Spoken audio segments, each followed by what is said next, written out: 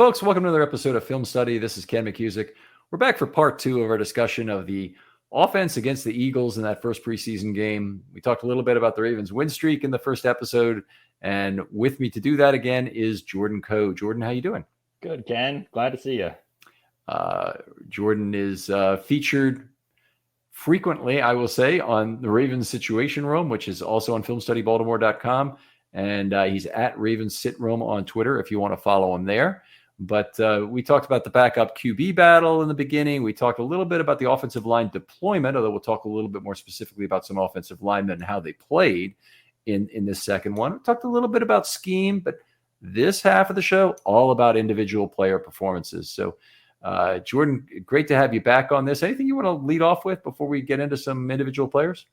No, just, especially for some of these individual guys, it's always fun to see some of these players that wouldn't have a chance to get one. I was watching the game this week with a friend that's not a big football fan. And he was kind of like, he's like, why are you even watching this? He's like, why do these games even matter? And I said, for some of these guys that are playing out here, this matters a lot.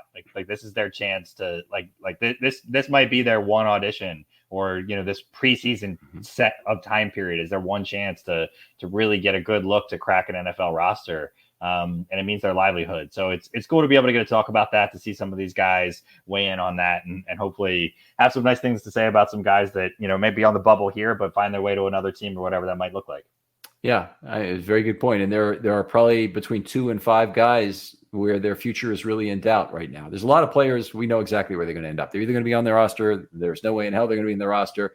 We already know they're going to be on the practice squad in some cases because, in terms of positional depth, they're the next guy up for your team.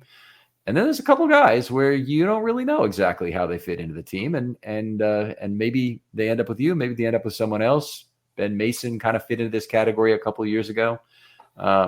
Anyway, we'll talk a little bit about a number of players. Why don't we start off with the quarterbacks here? I think it's a position a lot of people want to talk about. We'll finish with the wide receivers because that's a position everybody seems to want to talk about, particularly this year. But in terms of quarterbacks, who would you like to talk about first?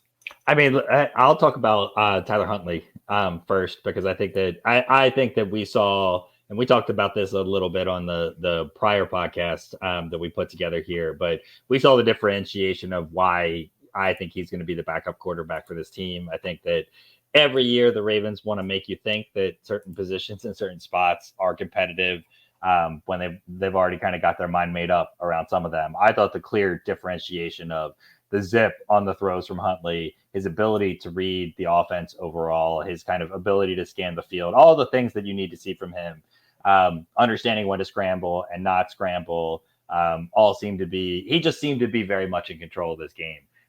Which is not the feeling that I got at all from Johnson or Brown.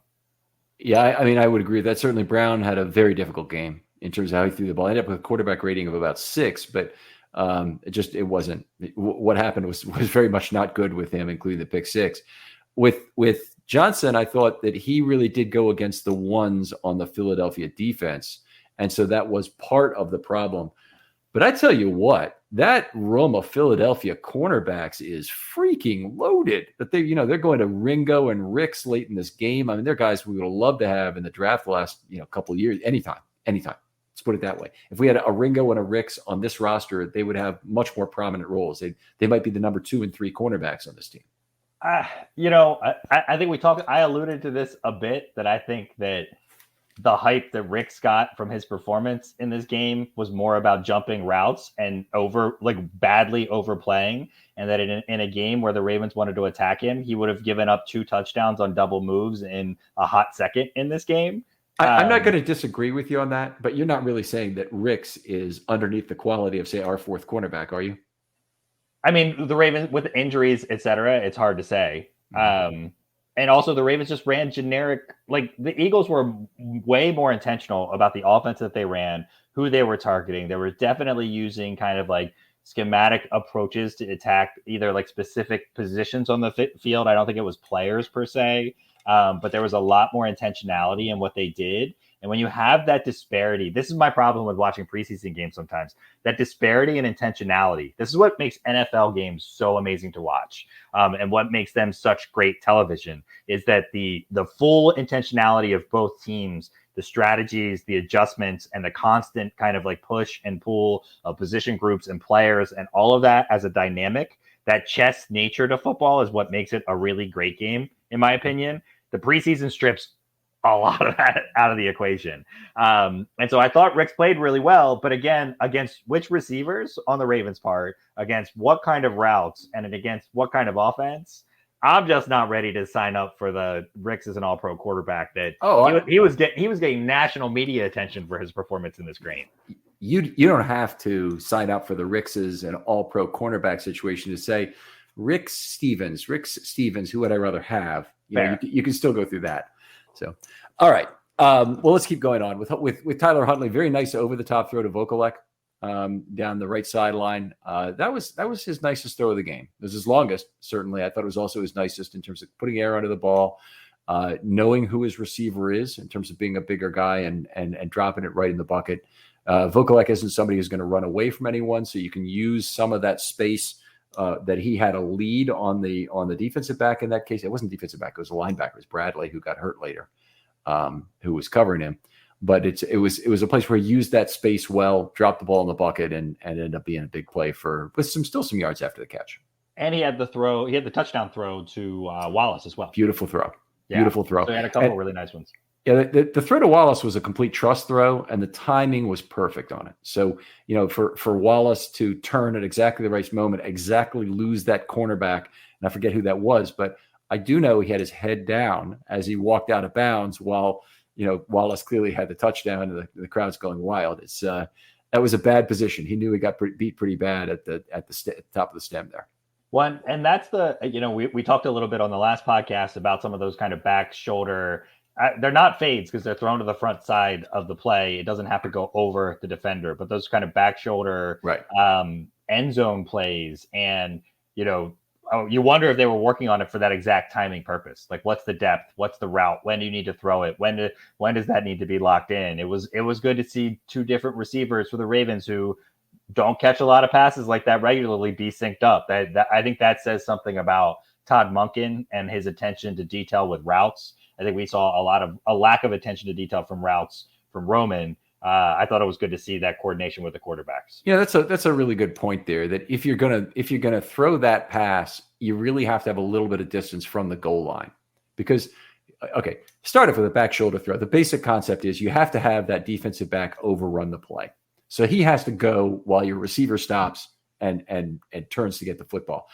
If you're at the 1 yard line, you'd have to guess that he's going to run out of the back of the end zone and try to cover that route, and that's a low probability, of that level of stupidity from the defensive back. So you really got to have the ball out at the 9, 10, 11 yard line to make that kind of a play work, and him still to respect the receiver enough to not give away that space behind the play. And even so, I thought that it was kind of a little bit of a gambly throw that. As soon as you cross the goal line, that defensive guy can really be thinking, okay, I got to turn, even if it's not time yet, I got to turn, kind of thing, and you might get a 99-yard pick six the other way. But anyway, well timed up throw, trust throw. Wallace didn't let him down in terms of his hands. Just a lot of real positive things happened on that play. Yeah. So, and Huntley had a couple good scrambles in there as well. So. Certainly a fit in terms of the offense in that regard if he's got to be our backup quarterback. So overall, I thought it was a pretty solid game from him.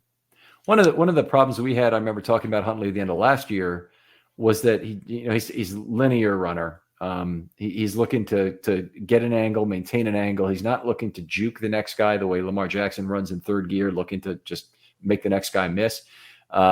He's a different kind of runner than that. Definitely not as effective.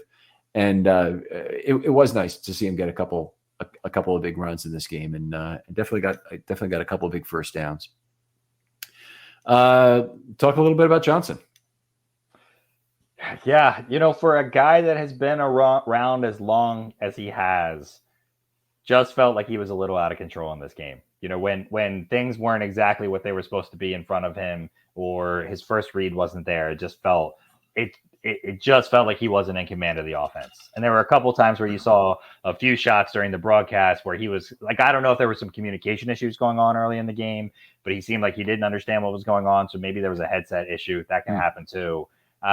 Just didn't never struck me as being in control of the game. And if there's anything, even if you're not hitting your throws, even if you're not making the right reads, some of those kind of things can happen. If the Carter play against Cleveland, like that nothing's going to happen on that kind of play, and that's okay. I just never got I didn't feel like he was in control of the game. And so some of that might have been talent disparity, like you've talked about the ones of the Eagles playing versus the 2/3s of the Ravens playing at that point. But I want to feel like it needs to feel a little bit more calm to me. Otherwise, it just feels frantic, and any situation where that's what a Ravens offense is going to look like if Lamar is out is not going to keep you in any game, I don't think. Yeah, he had a handful of ample time and space opportunities. So he played the entire first half, right? Huntley didn't come into the third quarter. So he had 7 ample time and space opportunities out of only 13 dropbacks.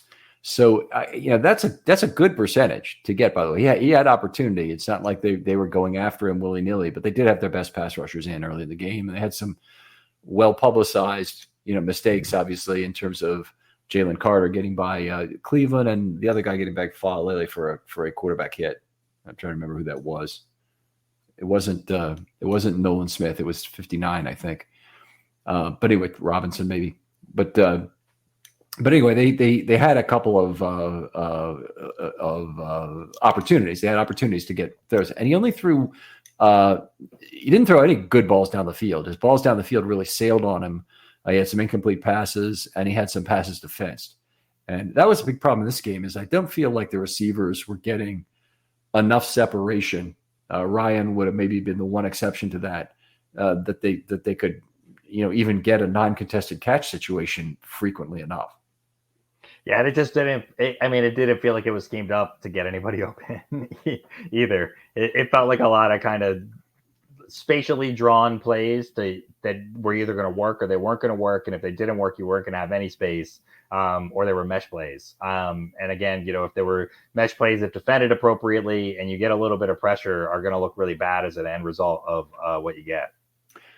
Let me just ask one question about Anthony Brown before we move on, and that is there a place for him on the practice squad at this point? Because last season at this time, we were really talking about Anthony Brown had a good preseason. He made a lot of good throws down the field, or a few good throws down the field at least. And that was something Huntley hadn't done, though Huntley had a very high completion percentage in the preseason, just an absurd completion percentage at one point.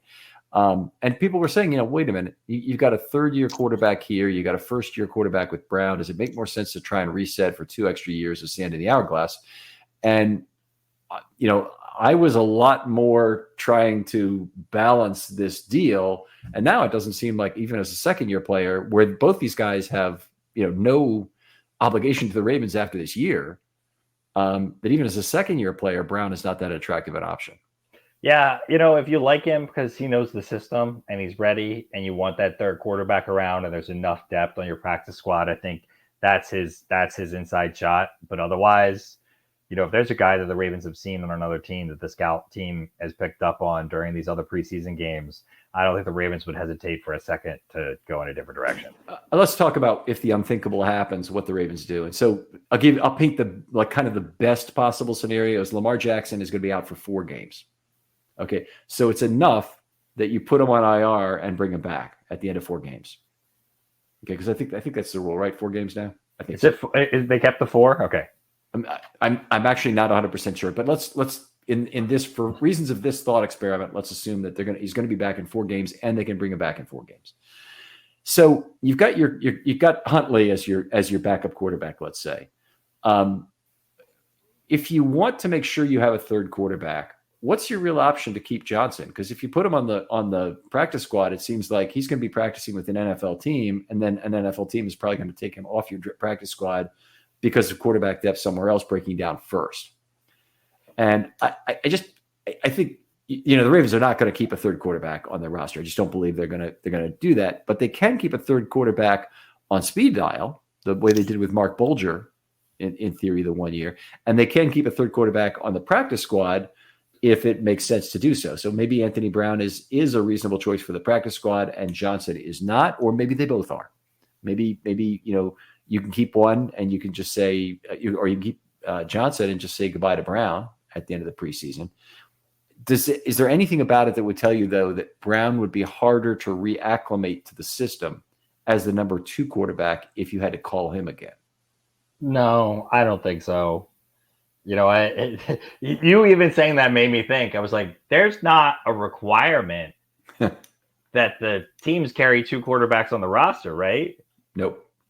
So, like, if you had 2 guys like Johnson and Brown that both, you would assume both could make it up to the practice squad, and you wanted that roster spot for week 1, and Lamar Jackson was healthy, and you were going to call one of them up to your active roster from day 1, could the Ravens, for their initial 53-man roster, only roll with 1 quarterback on there? Yeah, do practice or do practice squad elevation? Yeah, do a practice squad elevation, or once IRs happen, move somebody up. I don't think I've ever heard of that happening for any team ever. Mm-hmm. But why not? Especially with what we saw from these backup quarterbacks in this game.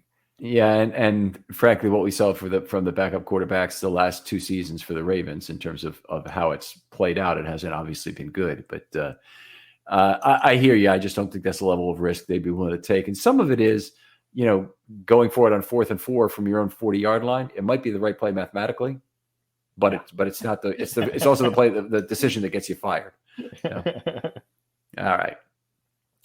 Let's move on. Who do we want to talk about next year? You want to talk about the running backs? Sure. Running backs are fine. Yeah. So, so Mitchell, I thought, was the guy that popped on tape. I'll take him first. We saw him on a couple returns. You see the speed, you saw the vision. I think even on one of the punts, he had muffed it, or on one of the kickoffs, I wouldn't say he muffed it, but it hit the ground in front of him. He had to go and pick it up, and he still picked up a pretty decent game. That vision, I think, is really a valuable thing for the Ravens. I don't know. And then you had the touchdown run that came back on the holding penalty, which didn't feel like it was a consequential hold on the replay that I saw to why it became a touchdown run. It was certainly a penalty. It did to me, but that's okay. Oh, okay. Yeah, I looked at it a couple of times. All I'll say is he was right there. If he hadn't held him, you got to figure he's a yard and a half further maybe, and maybe gets a hand on it. And that's all it would have taken, is a hand on Mitchell, and that's not a touchdown. So, but his separation speed on that run. So when you're watching the run, once he's 15 yards down the field, he's still separating from the guy that's chasing him. And that's really what you want to see. That's when you've got a true top end speed from a running back, at least compared to the guys that are on the field with him there. When the guy carrying a football is outpacing guys that are chasing after him, that's really what you want to see. So, the question is, does he have the chops in the other areas? The Ravens, 1, hate fumbles, 2, need pass protection from these guys, and that's valuable. Pass protection means a lot when you've got a guy like we've talked about. Lamar is the Ravens, and Lamar is the Ravens shot at a Super Bowl. So I'm not going to risk that with a running back that can't pass block. Is he going to be able to do those X factor things? He does seem to have an inside shot in terms of special teams as the return guy, and if Prochet doesn't make the roster, being available in that regard. How does he play as a gunner? I actually didn't watch some of the special teams play, so I don't know if he got any of those reps, but if he could do some of that as well, those are the kind of things that are going to lock him into this roster spot, if I think maybe he hasn't done it already. Right. He certainly improved his chances with what he has. He's a dangerous return man. He had 8 special teams reps, so I think that was probably mostly kick returns, but was he out there for a punt return? I don't remember that. I don't think so. So, and I think Wright was out there in the second half, if I recall, for kickoff returns. So maybe he was on one of the kick coverage teams. He might have been on a kick coverage team. It is possible. He might have been on kickoff coverage also. Yeah, quite possibly. Okay. In any case, I think what he did was impressive, certainly in terms of the run, the change of direction. The missed tackle was good. Here's the play that also got me. 2 I'll give you. The one was he caused a missed tackle on the pass he caught, which, by the way, would have loved to see what he could have done on the 3rd and 30 play. See if that all of a sudden reminded us of 4th and 29 again. And, hey, we got an elusive guy that we like on screen passes, which kind of alluded to, I guess, in the first show. But the other is that on the 9-yard scramble by Huntley, which was early in the 3rd quarter, and I forget if they picked up a first down on the play or they came within a yard. They were just short, I think. Just short. Okay. On that play, Mitchell was out front of the play, and he made a block. And that's really good to see, because we know the pass blocking is going to be very suspect. He's not going to be good as anything more than a chip blocker. And as a chip blocker, he's much more of an annoying gnat than a 235-pound, Gus Edwards, who's going to take your ribs out, at 170 pounds or whatever he plays at. He's just not the same kind of threat to a edge rusher. Yeah. So hopefully we see him continue to develop, get some reps. It'll be interesting to see how the Ravens deploy him in these other 2 preseason games as well. I think that'll tell us a lot. Is Monken bought into speed as the weapon enough, do you think, that he carries all of these guys? And when I say all these guys, the 4 speed threats he's got are Duvernay, who there actually might be still a chance they cut him. I don't think it's going to happen, but there's a $4.3 million number on him that they might try and get back. He's the guy that's a corollary to Tyler Huntley. You want to talk Ben Powers? Going back to your question about who's the guy that it could get cut for cap space but still has value on the team. That's Devin Duvernay's the guy, and his number is actually meaningful from a cap space perspective if he were to be cut or traded. So anyway, but the 4 guys now that I'm talking about, going back to the speed argument, is Mitchell. They're obviously keeping Flowers. They probably are keeping Duvernay. I don't see a way they let him go, and they've almost certainly are keeping Hill based on the investment they put into him. So you have 4 guys like that. You have given Monken a wide array of weapons. Forget the receivers for a moment. Aguilar is an ordinary NFL wide receiver. I really don't think he's anything special. Bateman and Flowers are certifiably very good if they both can get on the field together, which hopefully Bateman will be healthy enough to do. And by the way, hopefully Flowers will be enough to do. And we'll see what Beckham still has left in the tank. But the guys who could really make the offense special are all these speed guys. And if Monken can really generate space the way he talks about generating space, and we have heard some ridiculous claims made by offensive coordinators in this town that I've not lived up to. But if he's able to drive space, those guys become incredibly valuable weapons.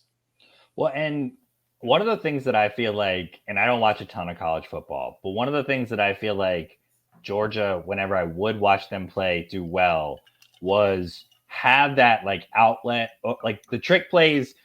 The thing about the Ravens trick plays under Greg Roman that I never liked was that they were obviously trick plays. Like it wasn't kind of like the leak type plays. It wasn't some of this like little hidden stuff like a read. And if it comes open, we're going to take advantage of it. Right. When you watch Georgia play, that's what they would do. There would be these plays where they get up to the line quickly. And if it was there, they'd hit this peculiar thing that they would use. And they had a dominant skill set over a lot of these other college teams, but they would use it, and they would use the expediency and the quickness to the line and the intention of like those things as how they were going to attack that. So you only need 1 or 2 you don't need all of them on the field at the same time kind of thing. It doesn't have to be full bore deception. It just has to be quick, on the same page, making the right reads, using space, using alignment, using speed appropriately, and making sure that Lamar is prepared to execute that. And then Lamar being the X factor, right? Like you get Lamar as the X factor on every play, hands down. So you only need one gadget guy in one peculiar way to really do some damage. And if you show them 3 or 4 who will run gadget from different positions, maybe you line up Duvernay in the backfield occasionally, or you have Mitchell go in some sort of motion, which he does it, or we saw the orbit motion. Of course, you talked about it earlier from Zay, but it doesn't have to be Zay. It could be any one of the other 3 as well. I think there's a lot more creativity to be tapped into there for these speed guys that Roman system in some ways constrained. And so hopefully that will be something. The one thing I'm not sure is going to work out, and we saw the unwinding of the wristbands this week, is that Lamar is going to be able to pick up Monken's offense for exactly what Monken's offense is supposed to be. In a sense, it's always going to be Lamar's offense as long as he's here. It's going to be an off schedule. I'm going to make plays. I'm going to do things. And no matter how much he talks about wanting to make plays in the pocket, I think Lamar Jackson wants to win football games, however, and do it his own way most of the time, more than that even. So I don't see these things, and we talked about this a little bit on the earlier podcast, and we talked about it when we were talking about the back shoulder throws. Mm-hmm. I don't see these things as I see them as mutually exclusive. So you can still have your play call and your design and what you want to see in the first 2.5 seconds, not have it not be there, have it break down and get Lamar at 2.5 plus, and then let him play backyard football from there on. As long as he's playing within the system for the first 2.5 seconds of every snap, you could still get the same Lamar after that and a completely different Lamar before that. Okay, so I don't 100% disagree with it, but I do disagree with it some.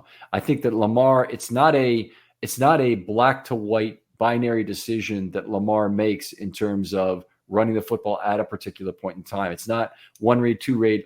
Should I go and then go? I think it's more like he's trying to read more of the field than you're thinking. Looking through the easy eye puzzle is what I always talk at, going with the wide angle lens and trying to pick up who he thinks is open. By not making direct reads like that, there are some advantages to that. But also, one of the things it gives him the good field vision to take off when it's a good idea to take off and start building a quick plan on how to make people miss. Well, and the thing and we talked, I alluded to this earlier when I talked about kind of route development under Greg Roman. And when I was referring to kind of how the Ravens approached this preseason game versus what the Eagles did, the Eagles very clearly had an approach where we're going to try and run this one specific thing that's going to get the first guy open. If the read is there, we're going to hit it. Right. And that's the way they run those plays. It worked for Jalen Hurts really well. Lamar Jackson can certainly work out of a system like that where in the first quarter, but second and a quarter, it's a split second decision, and if it's there, you take it because it's 6 yards, right? And if it's not there, then you do whatever it is that was kind of slower developing behind that, and let Lamar be Lamar behind that. But if the thing that you do first is the thing that teams weren't taking away from the Ravens, and the Ravens just never attacked that early play design intentionality under Roman. If that's the thing that they do, the sky is the limit for this offense. Okay, if you're talking about Lamar always has to make his first read, I don't have a problem with that. But if Lamar is executing a 2-minute offense, say, or Lamar is executing, even if he's not executing a 2-minute offense, if he's executing a key drive where they need to win the game, I just have a feeling if Lamar's not willing to try and learn the offense and communicate it without the wristband, that there's a likelihood that he doesn't completely buy into his decisions are going to be the ones that matter on the field anyway. So, like, if let's see, you're trying to teach me math, let's say, and I mean, me at age 6, not me now, but me at age 6, and a lot of teachers, by the way, out there in the Baltimore area can remember how difficult it was to teach me math back in those years. So anyway, if you're trying to teach me math at age 6, and you're trying to get me interested and buy into it, you're going to have to do more to make it be about me than I think that will definitely occur with Monken. And the first sign of friction I see between these two is about these wristbands. And basically, Monken is saying the Roman way was bad, which by extension means the Lamar way was bad. Because Roman probably tried to simplify this offense for you, try to let you reinterpret it in the huddle, or just parrot out the words that were on your wristband without completely understanding them, and do then whatever the fuck you wanted once the play began. So it's just I think I sense a friction there. I've sensed it at the podium in terms of how each of them has discussed the wristband situation, and I just wonder if this is obviously a marriage made in heaven that everybody wants it to be among Baltimore fans, or if natural friction to a greater degree is going to build up from who these people really are. It's a fascinating question. I don't subscribe to try and read into the battle over the wristbands, what it meant, what it didn't mean, what they're saying at the podium. For all we know, John Harbaugh and Todd Monken and Lamar Jackson are running an end around on all of us, and it's all a bunch of BS, and they're doing it to be distracting, and they want to take your focus away from something else that they're doing altogether. And I would never put that past John Harbaugh because he loves to play games like that. his misinformation is almost like a poker player's misinformation. You know, the standard thing that if the guy looks right at you, he's weak. If he looks away, he's strong. You know, it's like if you do that every time, and that's what I get in terms of the injury thing. It's just okay. I'm going to immediately apply my scalar to however long you said he was out, and I give you a hint that scalar is longer than one. It's higher than one in terms of how long it's going to be. I really have a hard time with that particular. Anyway, we'll see with the offense on the field, and we'll see what happens. They're obviously holding back now in the preseason. There's nothing that they're going to show. And you and I think talked about this in a preseason show before these preseason games that we did. The Ravens have no intention of showing or giving away anything before they get to week one. And so in that sense, it's fun to talk about, but what we have to say about it until we see them put some performance on the field is relatively going to be meaningless. Yeah, even in week one, you see the defense and offense both at that time, which they expect to work against that week one opponent. And you know, it should be an evolving, adapting thing. And even I know you don't like Roman, but Roman certifiably tried to evolve his run concepts at least some, and was effective at it in 2019, still effective at it in 2020, to try and make it so that nobody had the full book on him. Obviously, I would agree with you that there was some lack of freshness in the last couple of years, and obviously injuries to Lamar that made that more difficult to be sustainable. Yeah. All right. How about Justice Hill? Where do you put him within this offense at this point? With J.K. back this week, with Gus presumably on the field for a significant number of snaps, where do you put him? I mean, that's a great question because so I've never been a big Justice Hill guy, and I know there are a lot of Ravens analysts that really think that he should have gotten more opportunities that he has. I always thought through kind of the first couple seasons that he played, he had that like one good run late in the game against Cleveland, and everybody was like, Justice Hill's amazing. But I thought that, outside of a few preseason games, I didn't see much from him. That being said, he's a downhill, straight, one cut to the point kind of runner. He's got speed. He's a good special teams player. I mean, I think you had mentioned his contract as one that got guaranteed. So he's almost a lock at that lower, close to veteran minimum level. He's a lock to make the roster. But I think the Ravens view him as a guy that's only going to play if they really, really have to play him for injury reasons. Yeah, Hill is actually signed for 2 years and $4.5 million. So it's not a cheap contract. And the Ravens, they're committed to keeping him around. The interesting thing to me is he your third down back when your other possibilities are Edwards, Mitchell, and Dobbins? I think it's got to be Dobbins. I mean, Dobbins is not much of a pass blocker. What I want out of my third down back is exactly this. We've talked about this a couple times on the show before, but I want somebody who's on the efficient frontier of pass blocking ability and yards per target, and actually maybe even yards per route run I want to see from my third down back. So I want to know, how often are they getting the football? How much are they contributing in terms of the yards per time they're on the field on third down versus, what are they really giving as a pass blocker? A lot of pass blocking for these players is chip blocking. It's not necessarily a set blocking. It's actually much less common. Film Study is brought to you by Factor.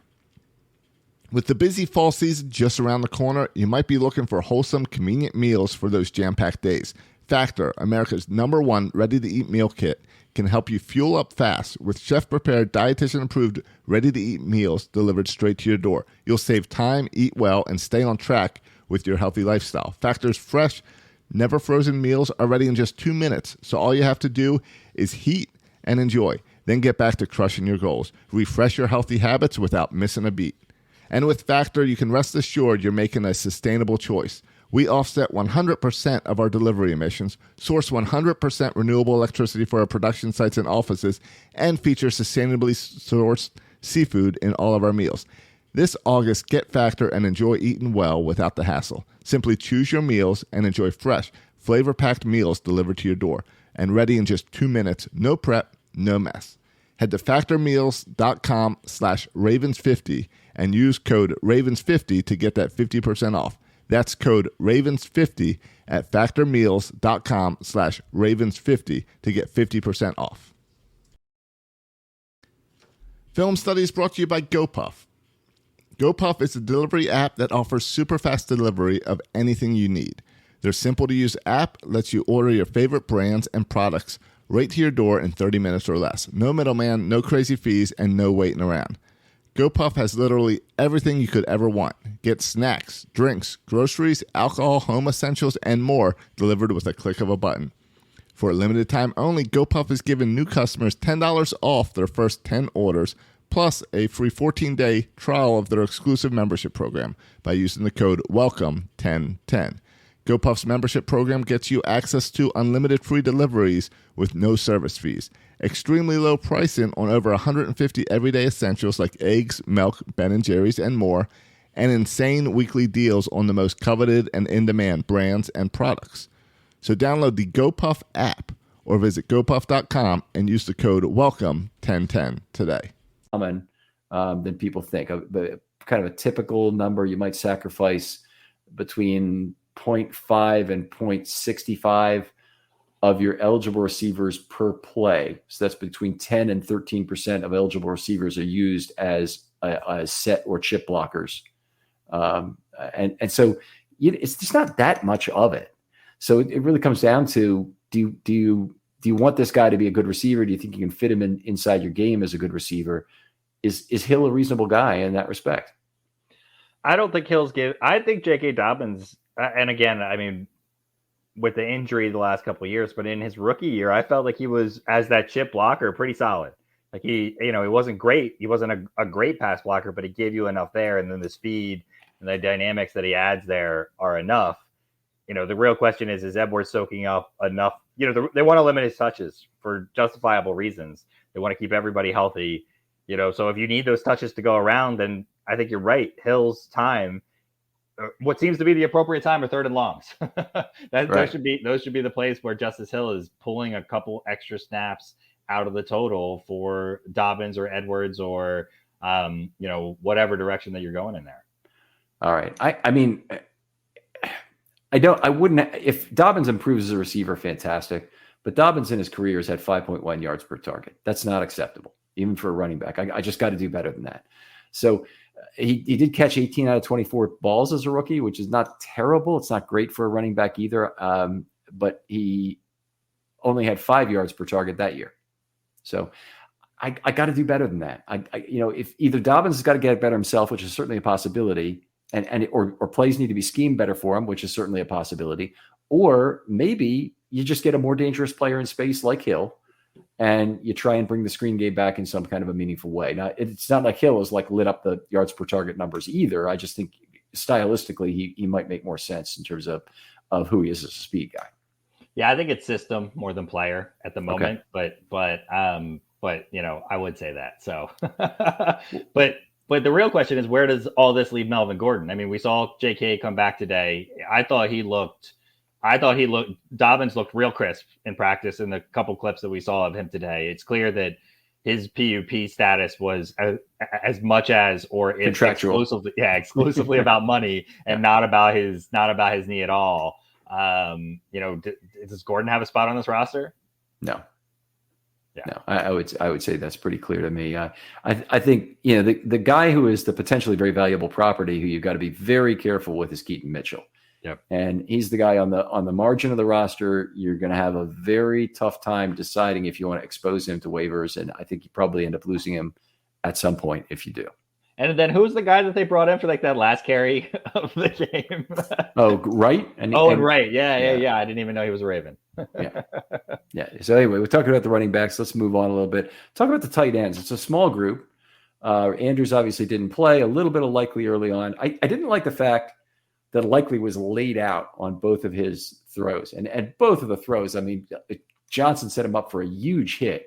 That's an important player. I mean, if he twists down wrong, so many things can go wrong on those plays. I'm thinking, get him out of there. It's not a good situation. Yeah, no, it was not pretty. Those throws weren't pretty. I agree with you. Likely, I think, has to be, you talked about a little bit about it earlier, that the Ravens were not committed at all to a fullback in this game, which means that I think we're going to see a lot of 11, a lot of 12 personnel. We're going to see double tight end sets on the field. So Likely and Kolar are going to be part of it. And, Likely's hands looked improved a bit, caught those, the first one in traffic. And like you said, reaching back and just not safe, but still coming down with the ball. Those are the kind of things that you want to see from him. If he didn't play again for the rest of this preseason, other than a couple drives, I wouldn't be too upset either. Yeah. That might actually be the way that worked out. Kolar getting a lot more playing time. Now, Kolar's got a lot less live fire under his belt. Likely has done enough in the preseason. It's almost like spending as long as he does at AAA, there's nothing left to prove. Kind of like Colton Cowser, who just went down again today for some inexplicable reason, is having to go back to AAA. But anyway, I won't get into that too deeply. Kolar is not quite there yet in terms of the number of live fire reps he's had. Didn't look fantastic in this game, I didn't think, but you go ahead and start us off. Yeah, I just thought he looked a step slow. He looked tentative and hesitant. The fumble was it almost looked out of like that he was kind of overwhelmed by the moment. So I think he just, like you said, a few more of these live reps, a bit more. I know the Ravens don't like to try and be intentional in terms of what they're trying to do from a game plan, but you do wonder if he's a guy that you want to rely on a bit at some point. Do we kind of force a little bit of the system his way just to get a few more of those kinks out of the system? Mm-hmm. Yeah, he's probably the kind of player you can do it with, and he's probably the kind of player that your second and third and fourth string quarterback would love to throw to. Because he's big and he's like Vokolek, he's a guy who can catch the football certainly. So be interesting. Somebody's got to play tight end at the end of these preseason games. So Kolar's really going to have to see some significant action, I think, and not just Vokolek. It is possible they go out and get another tight end just basically to take some snaps during the preseason. They talked about that a little bit. I think Harbaugh talked about getting a backup kicker to take some of the workload off Tucker. And I'm thinking, if you've got two roster spots, I think the Ravens might have two right now. Okay, keep one open if you want to, or at least know who you're going to cut. But go and get a tight end right now and stick him in for a couple preseason games and eat up some of these snaps. I think that'd be a very smart move. Is the wear and tear on Justin Tucker that bad? I asked Randy Brown was at the podium the other day, and I asked him how many kicks is normal for a kicker per day. And he kind of scoffed at, he kind of said it's a very good question, but the answer I would have and the answer Justin would have are different. And I didn't hear if he wanted more kicks or he wanted less kicks, but he says Justin knows when he's done for the day, and he'll take anywhere between 30 and 60 kicks per day, 4 days a week. And that sounded to me like at least it sounds like there's a plan. He might not agree. He might think it should be 22, or 20, or maybe he thinks Justin should be able to kick it 80 times. But I think more likely the coach is saying you need less total kicks. Don't take these extra kicks because you're running injury risk or you're running fatigue risk or whatever it might be all the time. Yeah, and then in those instances, just pooch it or have someone else. I don't know. that just seems like a peculiar thing to be spending time to think about. Yeah, they when they have kickoff drills, Tucker runs up to the football and then they shoot it out of a jugs gun. So they already do a bunch of that stuff to, preserve his leg. And they brought in Jordan Stout in this game for one of the kickoffs. Yeah, so, I think they pooched it. Yeah, or squibbed it or whatever you want to call that. Yeah. So they have they are using other techniques. Any of the other tight ends we need to hit on? I think we've pretty much got all three here. Let's move on and talk about the offensive line. We got to get to that, and then we'll do the wide receivers last. I do have some notes on the offensive line. I'll try and be as quick as possible. But who do we want to talk about first? Well, I mean, I think the big question for you, is left guard, right? That's the spot that the Ravens obviously left to focus on. I think the two guys that, we're looking at that got the most reps there were Saleh and Simpson. What'd you see? So Saleh did not really have a particularly good game, and I'll tell you briefly what he did. Didn't have any negative events in the game other than the face mask, which is kind of like saying the girl looks great except she doesn't have a head. It's a pretty bad mistake for a limited number of snaps. It's kind of ironic that the guy he's fighting against for his roster spot and for his starting job, not for his roster spot, for his starting job, is a guy whose calling card is a horrible penalty rate in his career so far. And he's the one who commits the penalty, and Simpson is clean. So we'll talk a little bit about that later with Simpson too. But on that play where he gave up he He had the face mask. Ajama was beating him pretty badly on that play. It was going to be at least a pressure. It might have been worse. It might have been a quarterback hit. It might have been a sack. But it was going to be at least a pressure. It stalled the drive in this case. He had 7 missed blocks as well. 5 of those were losses at the line of scrimmage, which are the worst kind. He also missed on a pull. He had another one, is a weird one. He wandered at a level 2 on a pass play and started blocking a linebacker 2.5 yards into the defensive backfield. That should not happen. And I can't credit a positive block score on that play. So he got a missed block for that. It could have been a penalty, obviously. He did not have a block in level 2, so we didn't really get out to see a lot of mobility in this game. He delivered 1 pancake, connected on 2 of 3 pulls, didn't have a highlight in the game. With 7 missed blocks, even if he had not had the face mask penalty, and let's state it differently. If that face mask penalty had been instead of pressure, he would have been in the middle of the D range for the game. But with it being a face mask, takes him way down into the F range. So a bad game for Saleh. Not what he would have wanted in his first NFL game, and he certainly lost significant ground to Simpson in this game in terms of where he is.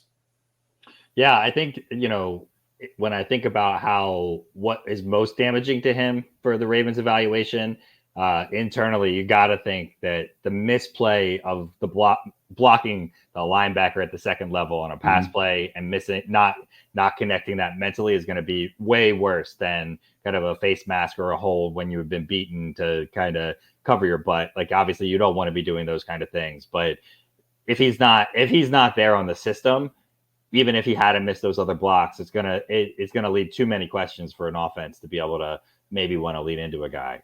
Right. Missed blocks kind of are hallmarks of inexperienced offensive linemen, particularly the losses at the line of scrimmage. Sometimes they just get put off balance by the lineman across them. Sometimes they're not physical enough. Sometimes they don't make first contact. That was Falali's problem last year. By the way, that's one thing that really looks better. We'll get to him in a minute or two, but he looked a lot better in this game in terms of that specific component. Well, and what'd you see from Simpson? I mean, was it night and day in terms of quality? Yeah, Simpson was much better. He first of all, they moved him into the first squad in terms of the practice this week. Maybe it was last week, I guess. This week. I think it was this week, actually. Didn't have a single negative event on the game. So he missed 3 blocks for the game. 2 of those were at the line of scrimmage. He had 2 blocks in level 2, delivered a pancake, scored on 2 or 3 pulls. He had 2 highlights. And here was the nice highlight that I liked was how he was able to recover from a block that I wouldn't say he missed the block, but he wasn't in control of the block of Jordan Davis on the 37-yard run by Hill. But then the play got reversed. He reset his feet, and he was in a good place then to continue the block on Davis, which really helped. So it was nice to see that go well. And that ended up being obviously a big play for the Ravens. But 3 missed, 30 points, 0.91 per play is an A. He would be due some adjustment for that, and I would give him some in a game like this, playing against some of the game against Jordan Davis. So I thought it was exceptionally good. The penalties, I mentioned this, he had 17 and 1,545 snaps coming into this year. It looks like that has been a point of emphasis with Simpson in the Ravens coaches, is that they're getting him to drop off potential holding calls, which are 13 of those 17 penalties, by the way. He's only had 2 false starts, 2 personal fouls, and 13 holds. So holding onto a guy outside the frame on a run play is exactly how that happens. And I think the Ravens coaches have worked on him because there were 2 specific instances where he released a guy when he got outside the frame and it was noticeable. And, all the linemen do that at some during a game, but Simpson obviously has had trouble doing it a high percentage of the time on run plays in his career so far. So to see that happen, play a clean game, while his primary adversary obviously did not play a clean game in terms of flags, is a very big plus for him. So big step forward for him in terms of the race. I kind of think that the Ravens, by the way they had ordered who was going to be with the number 1 group, wanted to give Saleh a chance because of the big difference in money that it could make, particularly for the next 3 years. But they also really wanted to get the job to Simpson eventually. So they gave him the second chance at it, which is kind of really like the first chance because it lines up with the exhibitions or the preseason starts. Well, it sounds like there was some more clear direction. I mean, from the rest of the offensive line, we mostly saw backups. And obviously your core four other offensive linemen guys not there, out of all these other backup guys, is there anybody that stood out to you?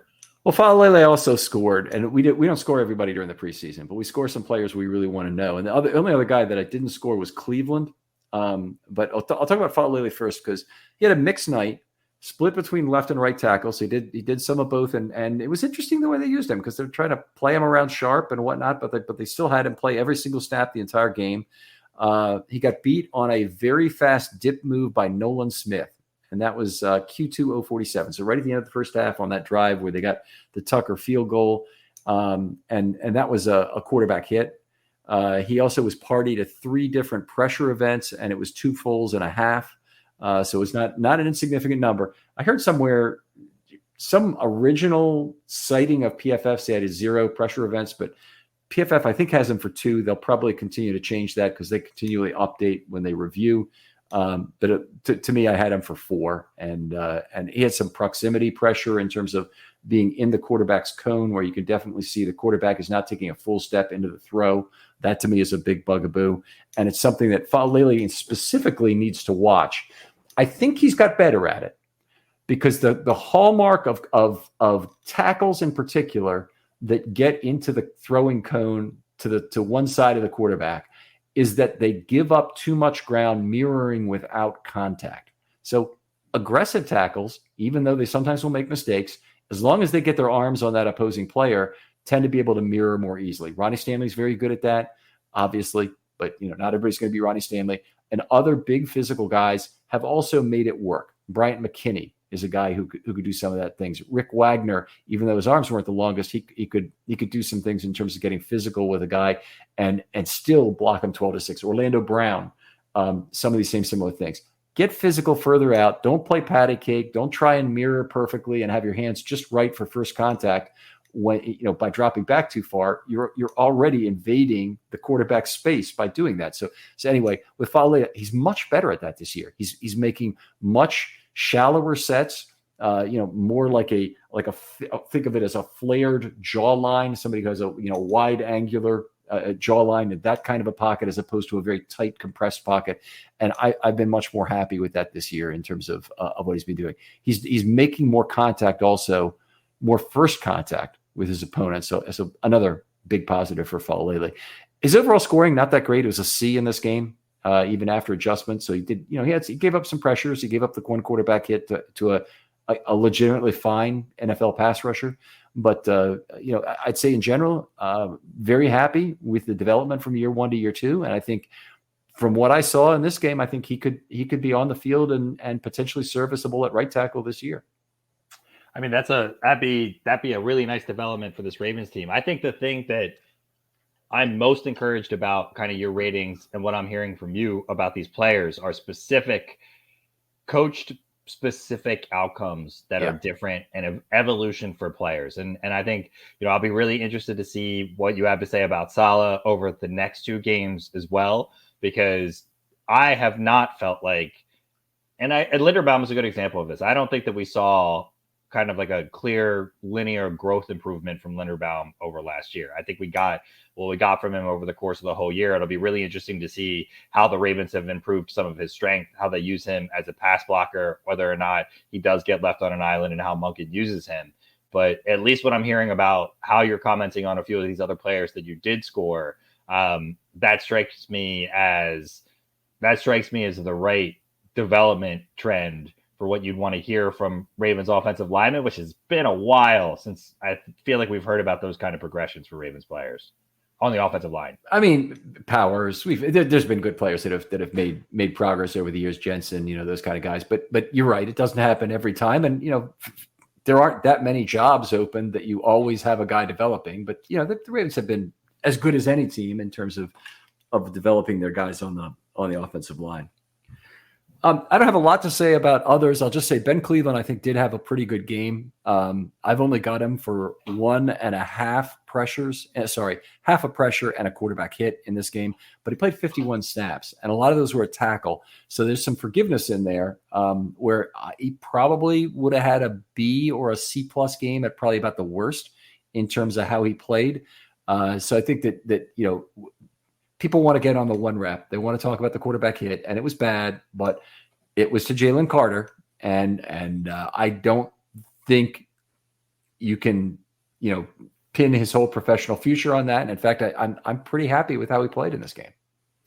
Yeah, having watched the game a couple times on the offensive side, I think the hardest part is evaluating some of these offensive line guys because there is no, I talked about a lack of kind of like intentionality around what's going on with the scheme and matchups.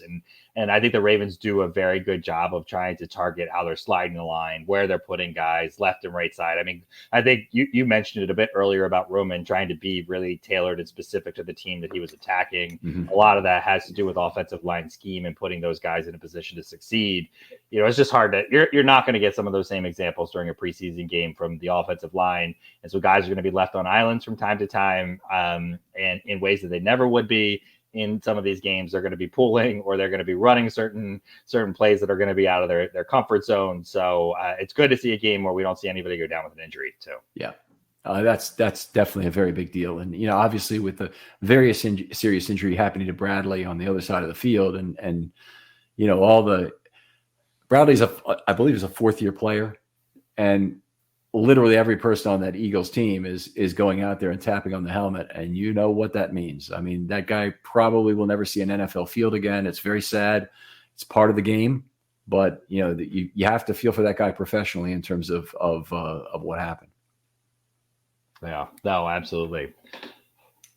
All right. So any guys who want to talk about it? I think we talked about some of this in terms of the deployment order, which is in that first episode. If you haven't downloaded that, go back and get it.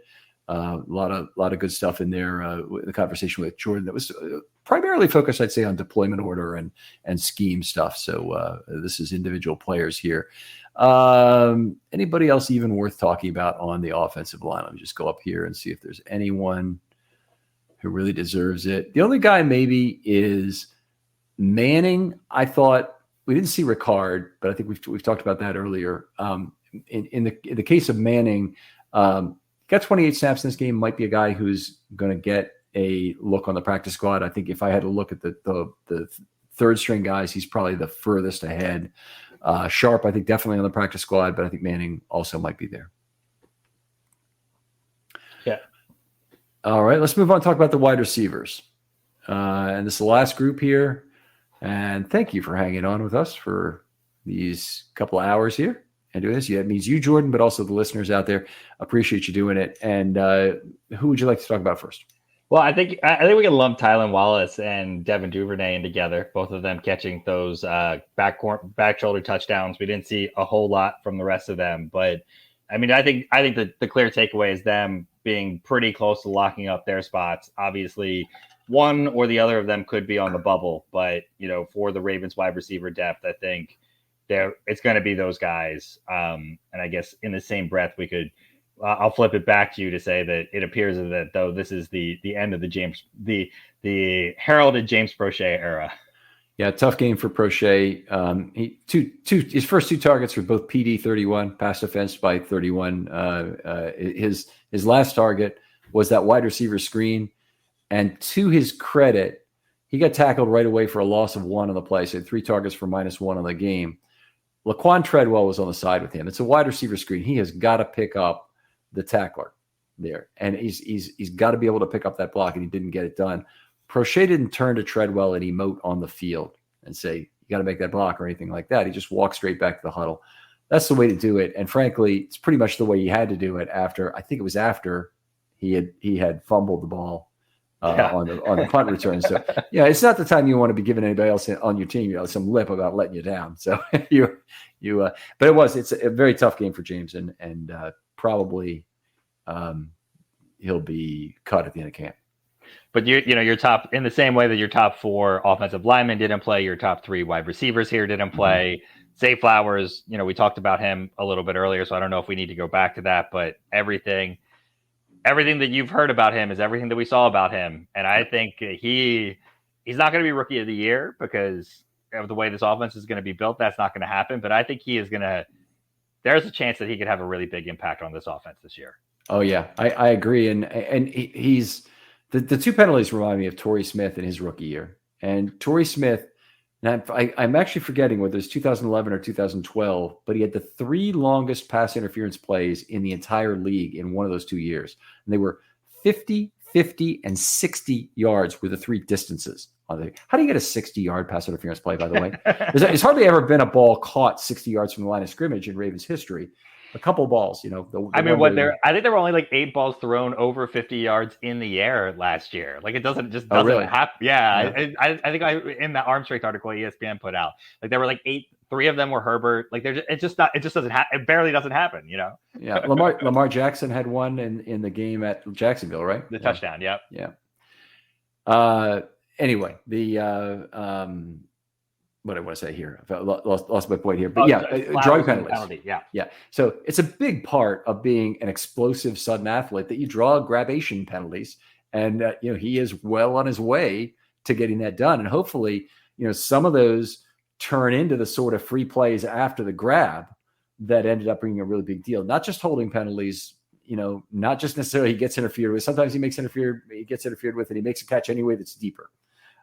You kind of hope for that sort of a thing. It's probably unrealistic, but it's really nice to see him draw a couple flags. And in some ways, it's telling you more about what he's doing at the top of the stem, and that he's actually doing something sudden at some point in the route that a cornerback is feeling the need to make a mistake like that. Well, I thought he could have had 2 touchdowns in this game. So the second penalty that he drew, he just lost the ball. But it was still ahead of him, and he kind of turned the route off and cut it and ran out to the side, towards the side of the end zone. If he would have been running back towards the corner, it would have just dropped right into his breadbasket, and he could have potentially caught it. I thought on the roll right play, he kind of juked out his defender to the right and was cutting back to the left. Johnson had already kind of given up on the play, but I think that that's a throw that Lamar is going to take the chance and not step out of bounds and chuck it up and make that throw to him. And I think he would have been wide open on that one too. That would have been an interesting choice. If it's Mark Andrews, it's probably not as much of a risk as if it's Zay Flowers, because with Mark Andrews, you have a defender in theory who can really help you. With Zay Flowers, I'm a little bit more concerned if he lobs a volleyball serve up into the opposite corner of the end zone, and somebody else might get there also. And anyway, really excited to see Flowers on the field. Just can't say enough. The guy had 0 targets officially. He had 1 run for 1 yard officially, but boy, did he look good. How about Laquan Treadwell? Big catch at the end of first half, broke a tackle to set up the field goal for Tucker. Then he misses that screen block. Where does he fit? Does he fit in the Ravens' plans at all?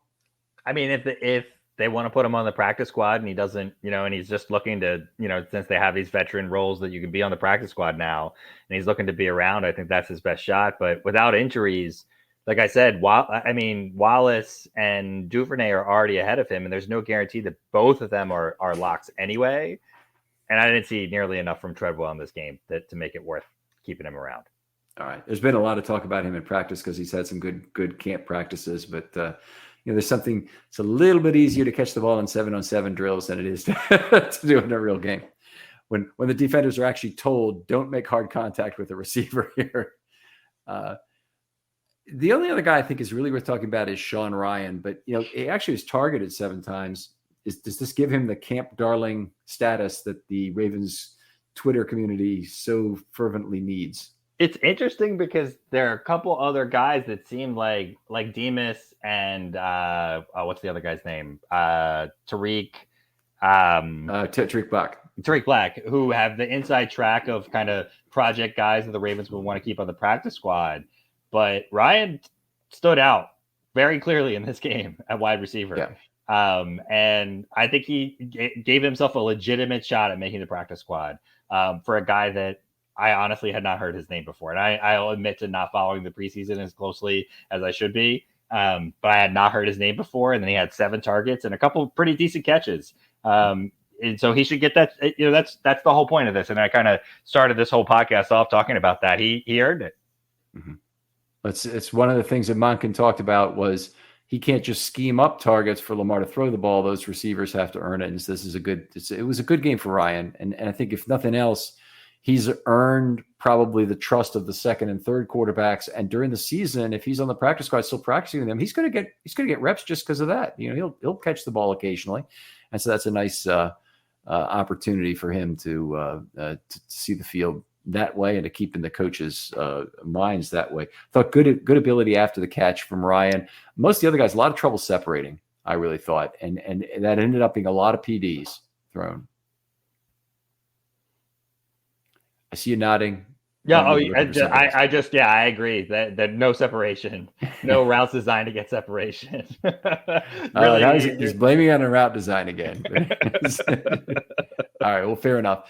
Let's talk MVPs for this game. I have 3 guys selected. Do you have a 3-1 list? Yeah, I've got a 3-1 list. Start with your number 3 guy. So my number 3 guy is Sean Ryan. I thought he played well enough, stood out enough as a receiver that he deserved to be recognized. Fair enough. I went with Justice Hill, 3 carries for 48. I'm hoping Hill is projected into a bigger role here, and that they find a way to use everybody's speed a little bit, and he becomes like a Dexter McCluster type weapon for the Ravens, and that's exciting. So anyway, in this game, I thought he clearly deserved it in terms of his own running. Yep, Justice Hill. Yep, Hill was my number 2 guy. Hill was your number 2 guy. So my number 2 guy is John Simpson. Terrific game, scored very well, seemed to have taken some coaching on the holding penalties. We are working with a very small sample size here, folks. I realize that. And if half a game he can be, which is basically what he played, he can be penalty free. That's great. But his penalty rate was about 1 per 100. It's actually a little over 1 per 100, which was unacceptable. And he went 0 for 33 here, which is good. But it's not enough to say, that to any kind of significance level that he's gotten over his penalty problem. Yep. And so who was your number? I think we have the same number 1 guy as my guess. I'm guessing so too. Go ahead. I thought it was Tyler Huntley. I thought he locked up his spot as the backup quarterback. I think it's without question that the performance that we saw on the poise and the composure probably won them this game, but also put him well over the top for that spot. All right. Completely agree. I will just say I added Travis Vokalek and Keaton Mitchell on my honorable mention list, along with Ryan. And I think they deserve to, be talked about. I wanted it to be Mitchell, but as I was from what I watched, my eyes told me that Mitchell was on that list, and then I looked at the box score and it didn't agree. Well, he was betrayed by his line by Vokalek. In fact, on one play where he got taken down for -5, and he had some short yardage runs. Anyway, we don't need to go into all of this, but anyway, it obviously wasn't a good day, but it was primarily a function of the penalty and the play by Vokalek taking a lot of yards away from him. Jordan, thanks again. Always a pleasure to talk football with you. And what do you know? We went over again in terms of our projected time to get this done. And I don't even mind. I love talking football with you, and I hope the listeners don't mind a little bit longer episode. I think you kind of starved to discuss some live fire at this point in the year, and you hope your listeners are just as eager to hear some additional discussion of live fire. I know you're going to plug your shorts later. This is why you don't invite me to any of the shorts, because we'd never keep it under time. we wouldn't be on a short. Where can people talk football with you online? You guys can find me on Twitter at Raven Sit Room. We're also got a podcast with my co-host Gabe Ferguson. He's at Gabe Fergie. You can find that at filmstudybaltimore.com. We're excited for this upcoming year. Yeah, very much so. You know what a Film Study short is? Contact me by DM on Twitter if you'd like to be part of it. I'll get back to you very quickly. We'll discuss through what might make a good episode, and try not to have us be building an airplane. Just a nice, simple component of a discussion that we can talk about. That's an interesting, maybe philosophical question or thought experiment. I love those kind of things. They always make a very interesting discussion, and love to talk to you. Jordan, thanks again for coming on. Thanks for having me, Ken. And we'll talk to you next time on Film Study.